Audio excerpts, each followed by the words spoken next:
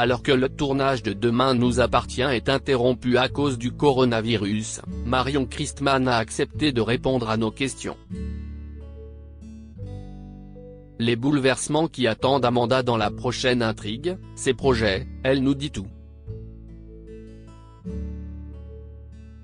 Allociné, comment vivez-vous cette période très spéciale de confinement ? Marion Christman, je crois que selon les jours je ne répondrai pas de la même façon à cette question. Comme beaucoup de monde, mon moral fluctue. Au début, j'étais très contente d'avoir du temps pour moi, je me suis dit que c'était l'occasion de pouvoir terminer certaines choses qui étaient en suspens, de pouvoir finir de lire de nombreux livres commencés mais jamais terminés et de découvrir des vieux films que je n'avais jamais vus. Bon, j'ai un peu pris le temps pour tout ça, puis à la moitié du confinement j'ai surtout pris le temps de ne rien faire, j'étais dans l'esprit d'un proverbe espagnol qui dit qu'il est doux de ne rien faire et de se reposer ensuite. Et puis, là, j'ai envie de vous répondre que j'en ai un peu marre de me reposer, je suis quelqu'un de très speed, qui est toujours à 100 à l'heure donc je ne tiens plus trop en place, j'ai hâte de reprendre le chemin des tournages et de revoir tous mes proches. Mais je dois avouer que, grâce à cette situation spéciale, j'ai pris des petites habitudes qui me canalisent, comme la sophrologie et la méditation matin et soir, et que j'espère garder post-confinement. Comment vous occupez-vous durant le confinement ? En mangeant. Rire.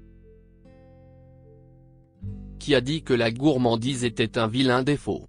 Je passe beaucoup de temps à papoter avec mes proches, mon côté pipelette. Je termine des projets d'écriture, mon côté studieux, et j'ai fait quelques vidéos de chant sur mon compte Instagram avec le musicien hors pair qu'est Arnaud Delpoux et un ami, Damien Dos Santos. Ça prend beaucoup de temps mais ça nous occupe. Je me suis aussi fait une liste de films à voir et de livres à terminer donc ça aussi ça occupe bien, mon côté passionné. Et, oui, le sport n'est pas vraiment mentionné dans mon programme comme vous pouvez le constater. Mais j'ai acheté une corde à sauter, c'est un bon début, mon côté flemmarde. Et puis depuis 15 jours je suis très occupé et enthousiaste avec un nouveau projet Les Petits Confinés que nous avons réalisé avec Amélie Prévost à distance avec plein d'enfants. Les Petits Confinés est un épisode spécial confinement de Et Patati et Patata. Comment vous est venue l'idée de raconter le confinement et la crise actuelle à travers le regard des enfants ? Ça commence par une histoire de gourmandise. Juste avant Pâques, en mangeant du chocolat, j'ai repensé à un épisode de notre série Et Patati et Patata, qu'on a réalisé avec Amélie Prévost, produite par Fast Prod, où les enfants parlent des cloches de Pâques et je me suis dit mais tiens, comment vivent-ils le confinement ces petits loups ? Faisons donc un épisode là-dessus. J'ai aussitôt appelé Amélie, qui a tout de suite dit oui et hop c'était parti. Le soir on avait toutes nos questions pour les enfants et le lendemain le projet était lancé, soutenu par notre producteur Jean-François Moussier avec l'aide précieuse de Lisa Breyel au montage, d'Arnaud Delpoux à la musique, et de Jean-Nicolas Risler au mixage. Il nous semblait important de partager le regard des enfants sur cette situation très spéciale qu'est le confinement. Nous adorons leur spontanéité et leur innocence nous touchent. On se doutait qu'ils amèneraient beaucoup de tendresse, de poésie et de drôlerie, et on s'est dit que ça pouvait faire du bien à tout le monde de voir passer ce genre d'épisode sur la toile. D'ailleurs, je me souviens, le lendemain on a commencé à recevoir des vidéos d'enfants et ça nous a mis du baume au cœur. Ils sont si drôles et touchants à la fois, ils sont très inspirants. Le premier épisode est sorti mardi 28 avril, le deuxième jeudi 30 avril, et vous pourrez voir des extraits des Petits Confinés sur France 5 cette semaine dans la maison des maternelles. Le dernier épisode de Demain nous appartient diffusé sur TF1 avant l'interruption lançait une nouvelle grande arche très dramatique autour d'Amanda, votre personnage. Que pouvez-vous teaser sur ce qui nous attend à la reprise ? Tout ce qu'on sait pour l'instant c'est qu'Amanda a été agressée sexuellement lors de la soirée des 3 ans du Spoon. Exactement, cette prochaine intrigue va tourner autour du rôle d'Amanda mais pas que. Et promet de belles et fortes émotions. Je crois que ça ne laissera personne indifférent car cette intrigue est très bien traitée et tout le monde peut s'y retrouver à un moment ou un autre. Ce que je peux vous dire, c'est que mon personnage va vivre de grands bouleversements, et quand plus personne, ou presque personne, ne la croira. Il y aura beaucoup de rebondissements, c'est vraiment très bien ficelé. Je peux aussi vous dire que j'ai énormément tourné avec Luce Mouchel que j'adore. Un vrai coup de foudre, ça a tout de suite matché entre nous. J'ai hâte de vous faire découvrir notre sacré duo transgénérationnel.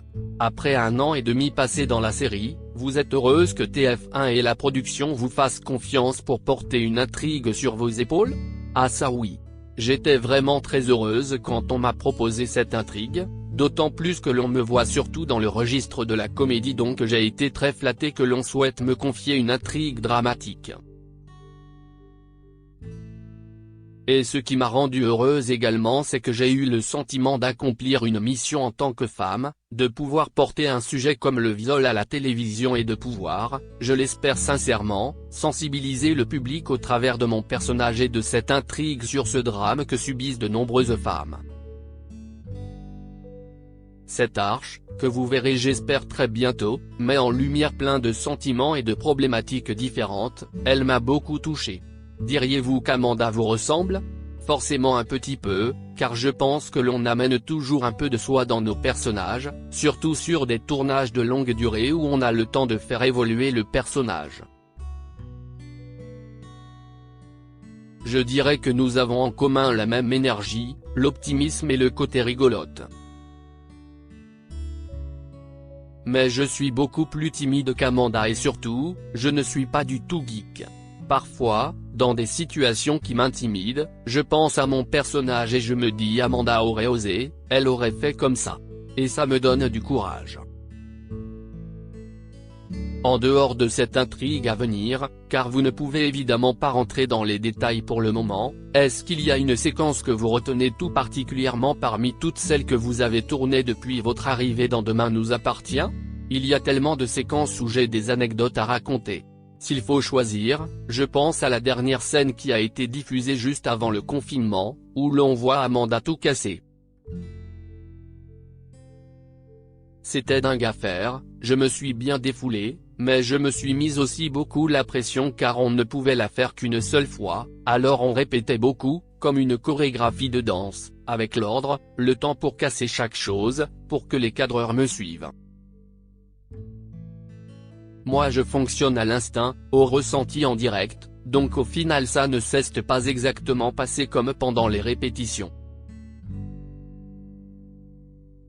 Avec l'émotion, c'était même encore mieux. J'en garde un super souvenir. Et il y a une scène qui ne m'a pas laissé indemne, je ne peux rien vous dire pour l'instant mais je serai ravi de vous en parler après la diffusion. L'histoire entre Amanda et Maxime n'a pas duré, mais espérez-vous une relation sérieuse à l'avenir pour votre personnage? Peut-être avec Fred? L'histoire d'amour entre Maxime et Amanda n'a pas duré mais c'est la naissance d'une très jolie histoire d'amitié, qui se renforce encore plus pour l'arche à venir. Je ne vous en dis pas davantage mais je suis ravi de pouvoir continuer de tourner avec Clément Rémien. Effectivement Amanda rêve d'une belle histoire d'amour mais après ce drame le chemin vers la reconstruction va être long. Mais peut-être que sur ce chemin il y aura de jolies surprises inattendues. Y a-t-il un personnage, ou un comédien, que vous aimeriez voir venir dans la série? Oui. J'ai un très bon ami, Boris Raven, qui avait joué Thibaut, le méchant de l'intrigue toxique. Nous étions frustrés car dans cette intrigue la seule scène qu'on a eue ensemble c'était un croisement dans un couloir, rire, donc je serais ravi qu'il revienne. Et des comédiens avec qui vous aimeriez partager davantage de scènes?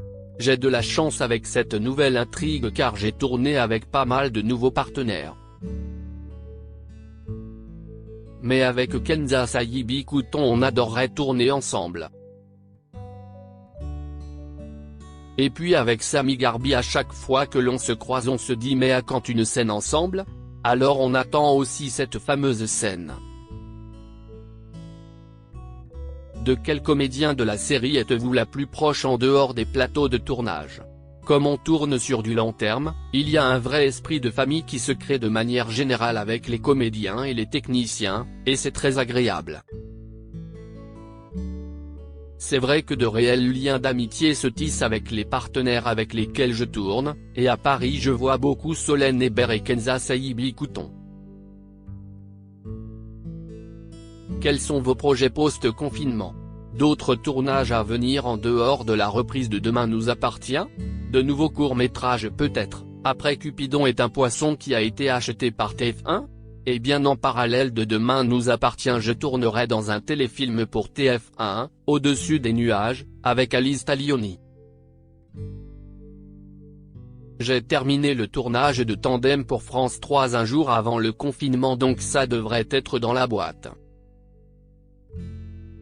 Et vous pourrez me retrouver prochainement sur France 2 dans Romance réalisé par Hervé Admar et au cinéma dans Attention au départ de Benjamin Evrard. Et sinon, oui, avec mon binôme Amélie Prévost nous avons un nouveau court-métrage dont l'écriture vient de se terminer, qui parle d'un sujet jamais encore évoqué à l'image donc affaire à suivre. Et un projet de chant devrait également voir le jour cette année. Pour finir, auriez-vous des films et des séries cultes à recommander aux internautes durant le confinement? Ou des découvertes récentes que vous avez adorées? Je vous recommande une comédie que j'ai vue plus de 10 fois, Nos jours heureux d'Éric Toledano et Olivier Nakache. Une comédie romantique que j'ai adorée cette année, Mon inconnu d'Hugo Gélin. Et pour une valeur sûre regardez les films de Jacques Demy. C'est si beau. Propos recueillis le 30 avril 2020.